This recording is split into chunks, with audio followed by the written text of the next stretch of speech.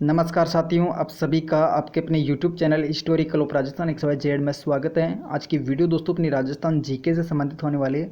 Rajasthan GK में दोस्तों जितने भी पिछले एग्जाम में जो क्वेश्चन पूछे गए उन क्वेश्चनों के बारे में अपन लगातार इस श्रृंखला में चर्चा कर रहे हैं। ठीक है, तो आज का अपना टॉपिक होने वाला चौहानों का इतिहास है। ठीक है, चौहानों का इतिहास से संबंधित आज के इस वीडियो में अपने पास कितने क्वेश्चन है, लगभग 20-25 क्वेश्चन होने वाले हैं। ठीक है, तो स्टार्ट करते हैं और वीडियो देखते हैं। दोस्तों आज का सबसे पहला क्वेश्चन अपने सामने है, किस इतिहासकार ने चौहानों को ब्राह्मण वंश बताया। दोस्तों तो यहाँ पे जो ऐसा कौन सा इतिहासकार है जिसने मतलब कि जो चौहान वंश है इसको ब्राह्मण वंश से उत्पन्न बताया। ठीक है, तो इसका अपना राइट आंसर क्या हो जाएगा, डॉक्टर भंडारकर के द्वारा चौहानों को ब्राह्मण वंश बताया। ठीक है, बाकी अग्निवंश किसके अनुसार है। दोस्तों अग्निवंश की बात करें दोस्तों, चौहानों की उत्पत्ति अग्निवंश के अनुसार भी बताई जाती है। वो किसके द्वारा बताई जाती है, पृथ्वीराज रासो के अनुसार। ठीक है, जो कि चंद्रभरदाई के द्वारा लिखा गया।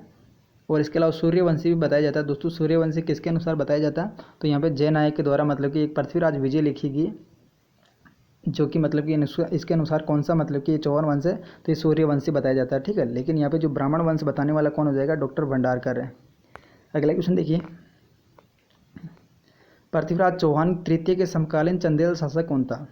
तो पृथ्वीराज तृतीय दोस्तों इसके जो समकालीन जो मतलब कि एक चंदेल शासक था उसका क्या नाम हो जाएगा। चंदेल शासक की बात करें तो यहाँ पे परमर्दी देव है। ठीक है, परमर्दी देव ये चंदेल शासक था दोस्तों, जो कि पृथ्वीराज तृतीय के समय था दोस्तों। ठीक है, तो पृथ्वीराज तृतीय ने इसके साथ में युद्ध किया, जिसका क्या नाम दोस्तों, युद्ध का तुमुल का युद्ध। ठीक है, तुमुल का युद्ध किस किसके बीच में हुआ, पृथ्वीराज चौहान तृतीय और परमर्दी देव के बीच में हुआ, जिसमें हार किसकी हुई, परमर्दी देव की हुई। ठीक है, और परमर्दी देव के चौहान मतलब कि इसके दो सेनापति थे दोस्तों। सेनापति के क्या नाम दोस्तों, एक तो आलिया एक उदल। ठीक है, आलिया उदल यहाँ पे बहुत ही वीर गति के साथ में युद्ध करते हुए मतलब कि पराजित हो गए। ठीक है, मारे गए। अगला क्वेश्चन देखिए, किस चौहान शासक ने 1192 ईस्वी के अंतर्गत तराइन का दूसरा युद्ध लड़ा गया दोस्तों। ठीक है, तो 1192 के अंतर्गत तराइन का दूसरा युद्ध कब लड़ा गया, किसके बीच में लड़ा गया, तो इसका अपना राइट आंसर क्या हो जाएगा, तीसरा युद्ध। ठीक है, दूसरा युद्ध पृथ्वीराज चौहान तृतीय और मोहम्मद गौरी के बीच में लड़ा गया, जिसमें हार किसकी हुई, पृथ्वीराज चौहान की यहाँ पे हार हुई दोस्तों। ठीक है, अगला क्वेश्चन देखिए, तराइन का युद्ध लड़ा गया, तो यहाँ पे दोस्तों इसके बारे में ऑलरेडी अपन चर्चा कर चुके हैं दोस्तों। तराइन का युद्ध किस किसके बीच में लड़ा गया, मोहम्मद गौरी और पृथ्वीराज चौहान के बीच में लड़ा गया। दूसरा युद्ध की बात की जा रही है। ठीक है, दूसरा युद्ध में हार किसकी हुई, पृथ्वीराज चौहान की यहाँ पे हार हुई दोस्तों। ठीक है, अगला है, इनमें से किस वर्ष तराइन का प्रथम युद्ध लड़ा गया, तो यहाँ पे प्रथम युद्ध की बात की जा रही है। तो प्रथम युद्ध यहाँ पे तराइन का द्वितीय युद्ध तो लड़ा गया अपने 1192 में, और प्रथम युद्ध लड़ा गया 1191 में, जिसमें प्रथम के अंतर्गत जीत किसकी हुई, पृथ्वीराज विजय की जीत हुई और मोहम्मद गौरी की हार हुई। लेकिन दूसरे युद्ध के अंतर्गत पृथ्वीराज हार जाता है और मोहम्मद गौरी जीत जाता है। ठीक है, अगला है, तराइन का युद्ध 1191 में किसने जीता। तो यहाँ पे क्वेश्चन वही थोड़े से रिपीटेड है, लेकिन क्वेश्चन पूछने का हर बार तरीका चेंज है। ठीक है, तो यहाँ पे जो तराइन का दूसरा ये जो अपना युद्ध है दोस्तों 1191 में, यानी कि प्रथम जो युद्ध हुआ दोस्तों, इसके अंदर जीता कौन था, पृथ्वीराज चौहान जीता था। ठीक है, और मोहम्मद गौरी यहाँ पे हारा था। लेकिन दूसरा युद्ध कब हुआ, 1192 में, जिसमें जीत किसकी हुई, तो मोहम्मद गौरी की जीत हो गई थी और पृथ्वीराज चौहान हार गया था। यहाँ पे अपना राइट आंसर क्या हो जाएगा, पृथ्वीराज चौहान ने जीत हासिल की 1191 प्रथम युद्ध तराइन का।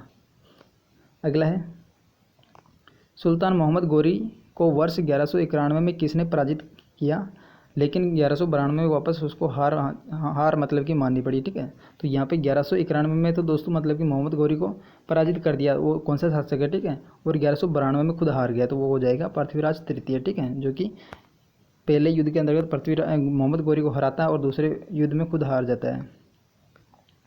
अगला है, पृथ्वीराज तृतीय और मोहम्मद गौरी के मध्य कितने युद्ध लड़े गए, तो ये युद्ध लड़े गए 2। ठीक है, अगला क्वेश्चन देखिए, निम्नलिखित में से कौन सा ग्रंथ जालोर के शासक की उपलब्धि के बारे में बताता है। तो यहाँ पे जो जालोर का जो मतलब कि शासक है उसकी उपलब्धि के बारे में कौन सा ग्रंथ बताता है, जिसका अपना राइट आंसर क्या हो जाएगा, कानड़ देव प्रबंध। ठीक है, कानड़ देव प्रबंध जालोर के शासकों से संबंधित बताता है। ठीक है, तो कानड़ देव प्रबंध किसके द्वारा लिखा गया, तो पद्मनाभ के द्वारा है दोस्तों। मतलब कि कानड़ देव प्रबंध लिखा गया, कब लिखा गया, 1456 ईस्वी के समथिंग लिखा गया। ठीक है, कानड़ देव प्रबंध कब लिखा गया, 1456 के अंतर्गत लिखा गया, और किसके द्वारा लिखा गया, पद्मनाभ के द्वारा लिखा गया कानड़ देव प्रबंध। ठीक है, जिसके अंदर किसके बारे में मिलता है अपन को उल्लेख, तो जालोर का जो शासक था जिसका क्या नाम है, कानड़ देव। ठीक है, कानड़ देव और उसके पुत्र वीरम देव के बारे में यहाँ पे जानकारी मिलती है। अगला क्वेश्चन देखिए, जालोर के शासक एवं अलाउद्दीन खिलजी के मध्य संघर्ष की जानकारी निम्नलिखित में से किस ग्रंथ में मिलती है। तो वही क्वेश्चन है दोस्तों। तो मतलब कि थोड़ा सा पूछने का तरीका चेंज कर दिया। तो यहाँ पे अलाउद्दीन खिलजी और मतलब कि जालोर के शासकों के बीच में जो संघर्ष हुआ ये कौन से ग्रंथ में मिलता है, अपने कानड़देव प्रबंध के अंतर्गत मिलता है। ठीक है, जो कि कानड़देव प्रबंध किसके द्वारा लिखा गया, पद्मनाभ के द्वारा लिखा गया, जिसमें एक तो अलाउद्दीन खिलजी और अपना जो कानड़देव था दोस्तों उनके बीच में जो युद्ध हुआ उनके बारे में जानकारी मिलती है। इसके अलावा दोस्तों जो मतलब कि अलाउद्दीन खिलजी या फिर अलाउद्दीन खिलजी की पुत्री का क्या नाम है, फिरोजा। ठीक है, और यहाँ पे एक कानड़देव का पुत्र का क्या नाम है, वीरमदेव। ठीक है, इन दोनों की जो प्रेम कहानी दोस्तों वो भी कहाँ पे मिलती है, कानड़देव प्रबंध में मिलती है। ठीक है, कानड़देव प्रबंध कब लिखा गया, 1456 ईस्वी के अंदर लिखा गया, जो कि किसके द्वारा लिखा गया, पद्मनाभ के द्वारा। अगला है अजमेर नगर की स्थापना के पहले अजमेर के चौहानों की राजधानी कौन सी थी। तो अजमेर नगर की स्थापना के पहले दोस्तों यहाँ पे जो चौहान वंश थे उनकी राजधानी की बात करें तो दोस्तों कौन सी राजधानी थी, सांबर। ठीक है, सांबर यहाँ पे राजधानी होने वाली है। अगला देखिए, कानड़देव था तो कानड़देव कहाँ का शासक था दोस्तों, इसकी बात करें तो यहाँ पे अपना राइट आंसर क्या हो जाएगा, कानड़देव जालोर का शासक था। ठीक है, कानड़देव जालोर का शासक था। अगला क्वेश्चन देखिए,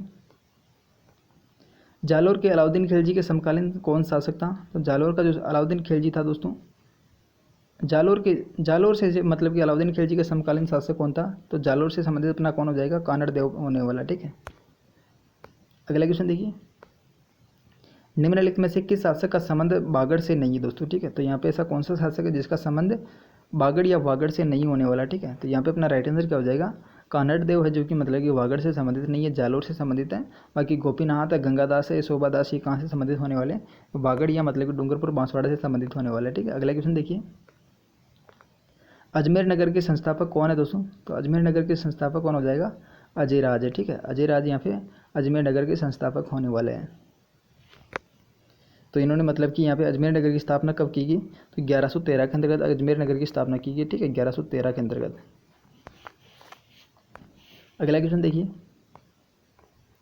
अजमेर नगर की स्थापना कब की, तो ये क्वेश्चन आ गया वही 1113 के अंतर्गत अजमेर नगर की स्थापना की गई, किसके द्वारा की गई, अजयराज के द्वारा। ठीक है, अजयराज के द्वारा यहाँ पे अजमेर नगर की स्थापना की गई। इससे पहले दोस्तों चौहानों की राजधानी कौन सी थी, तो सांबर होने वाली। ठीक है, अगला है किस चौहान शासक ने शाकंभरी के स्थान पर अजमेर को राजधानी बनाया। तो ये दोस्तों कौन सा हो जाएगा, अजयराज है। ठीक है, अजयराज शाकंभरी यानी कि जो मतलब कि सांबर है उसके स्थान पर किसको राजधानी बनाया, तो यहाँ पे अजयराज ने मतलब कि अजमेर को यहाँ पे राजधानी बनाया। ठीक है, कब बनाया, तो 1113 के अंतर्गत। अगला हो जाएगा सुल्तान जलालुद्दीन खिलजी रणथंभौर अभियान के समय वहाँ का शासक कौन था।